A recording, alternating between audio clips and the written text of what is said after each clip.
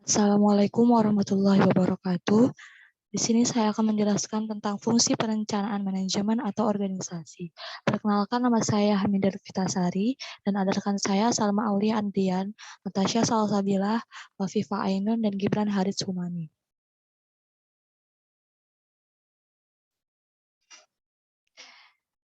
Yang pertama ada dasar-dasar perencanaan, melibatkan pendefinisian tujuan organisasi, menetapkan strategi untuk mencapai tujuan tersebut, dan mengembangkan rencana untuk mengintegrasikan dan mengkoordinasikan kegiatan-kegiatan dalam pekerjaan.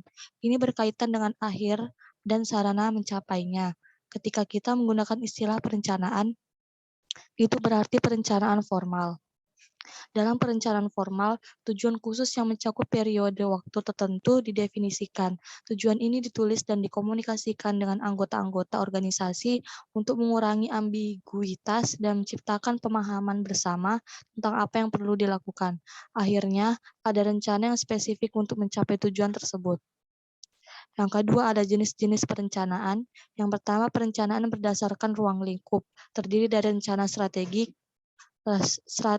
planning, yaitu perencanaan yang di dalamnya terdapat uraian mengenai kebijakan jangka panjang dan waktu pelaksanaan yang lama.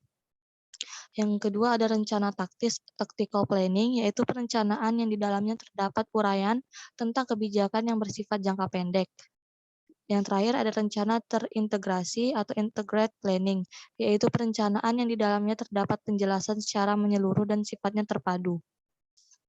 Yang kedua ada perencanaan berdasarkan tingkatan, terdiri dari rencana induk atau master plan, yaitu perencanaan yang fokus kepada kebijakan organisasi, di mana di dalamnya terdapat tujuan jangka panjang dan ruang lingkupnya luas. Selanjutnya ada rencana operasional atau operational planning, yaitu perencanaan yang fokus kepada pedoman atau petunjuk pelaksanaan program-program organisasi. Selanjutnya ada rencana harian, day-to-day planning, yaitu perencanaan yang di dalamnya terdapat aktivitas harian yang bersifat rutin. Yang ketiga ada perencanaan berdasarkan jangka waktu, terdiri dari rencana jangka panjang atau long-term planning, yaitu perencanaan yang dibuat dan berlaku untuk jangka panjang waktu 10-25 tahun. Selanjutnya ada rencana jangka menengah atau medium range planning, yaitu perencanaan yang berlaku untuk jangka panjang waktu 5-7 tahun. Selanjutnya ada rencana jangka pendek short range planning, yaitu perencanaan yang hanya berlaku selama kurang lebih 1 tahun.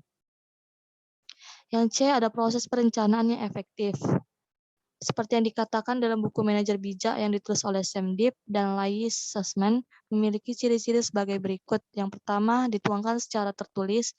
Yang kedua, diuraikan secara jelas dalam bentuk hasil akhir yang hendak dicapai. Yang ketiga, disusun oleh orang yang juga akan bertanggung jawab atas pelaksanaannya. Yang keempat, sebelum dilaksanakan rencana tersebut, telah dikomunikasikan kepada semua bagian yang terkait untuk mendapatkan komentar atau masukan. Yang kelima, ada satu orang yang memikul tanggung jawab akhir untuk mengawasi pelaksanaannya. Yang keenam, ada tanggal tertentu yang menjadi batas waktu penyelesaian. Yang ketujuh, kriteria keberhasilan rencana, serta metode penerapan kriteria ini ditentukan sebelum pelaksanaan rencana. Yang kedelapan, langkah peninjauan antara untuk keputusan go no go atau untuk merevisi rencana dilakukan sepanjang periode pelaksanaan. Yang kesembilan, masalah potensial yang mungkin timbul selama pelaksanaan sudah diidentifikasikan sebelumnya dan dibuatkan rencana antisipasinya. Yang ke-10, peluang potensial yang mungkin muncul selama pelaksanaan diidentifikasikan sebelumnya sehingga dapat dimanfaatkan dengan baik apabila hal tersebut terjadi. Yang terakhir ada mengkomunikasikan progres update secara teratur kepada seluruh pihak yang terlibat dalam pelaksanaan. D. Ada perencanaan operasi. Perencanaan operasional umumnya merupakan turunan atau terjemahan dari tujuan umum perusahaan dalam rentang waktu tertentu. Selama 1 tahun umpamanya, berikut rencana strategis yang sudah ditetapkan oleh manajemen. Walaupun demikian, perencanaan operasional dapat juga digunakan oleh individu untuk keperluan pribadinya. Bahkan sangat dianjurkan agar pekerjaan terarah dan terorganisir dengan baik. Perencanaan operasional adalah perencanaan yang memusatkan perhatiannya pada operasi sekarang atau jangka pendek dan terutama berkenaan dengan tujuan mencapai efisiensi. Perencanaan operasional merupakan kebutuhan apa saja yang harus dilakukan untuk mengimplementasikan perencanaan strategi untuk mencapai tujuan strategi tersebut. Yang E ada perencanaan informasi. Perencanaan sistem informasi menyangkut estimasi kebutuhan fisik, tenaga kerja, dan dana yang dibutuhkan dalam pengembangan sistem informasi. Perencanaan sistem terdiri dari perencanaan jangka pendek dan perencanaan jangka panjang. Jangka pendek berkisar 1-2 tahun, sedangkan jangka panjang maksimal 5 tahun. Karena dengan pesatnya kemajuan teknologi informasi, perencanaan di atas 5 tahun kurang relevan. F. Ada perencanaan keuangan. Financial planning atau perencanaan keuangan merupakan suatu strategi untuk menyusun dana pribadi maupun bisnis dengan implementasi terencana, meskipun terbangun konsep secara jelas demi memperoleh tujuan dalam jangka waktu tertentu sebagai acuannya. Proses perencanaan di bidang pembiayaan memiliki maksud untuk menyederhanakan berbagai arus keluar masuknya uang serta aset dalam rumah tangga. Penyederhanaan tersebut dimaksudkan supaya tercapai batasan jelas dalam setiap tindakan demi mencapai tujuan awal. Financial planning adalah rencana jangka panjang yang akan terus dilakukan oleh setiap manusia tanpa terkecuali. Yang G ada perencanaan perilaku.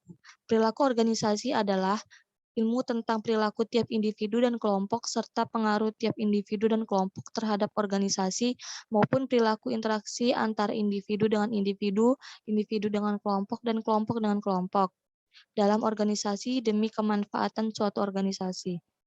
Manajemen memiliki unsur-unsurnya. Unsur-unsur dalam manajemen ini mencakup 6M, yaitu man, manusia, money, uang, materials, bahan, mesin, metode, market, pasar. Secara keseluruhan, manajemen perilaku organisasi selain merupakan proses mengelola unsur-unsur manajemen, juga mengaitkan bagaimana perilaku organisasi para manusia yang terlibat di dalam organisasi maupun lembaga pendidikan. Komunikasi juga memiliki peran penting dalam manajemen, karena komunikasi merupakan sebuah perpindahan dan pemahaman makna. Komunikasi diibaratkan sebagai perintah dari manajer terhadap karyawannya.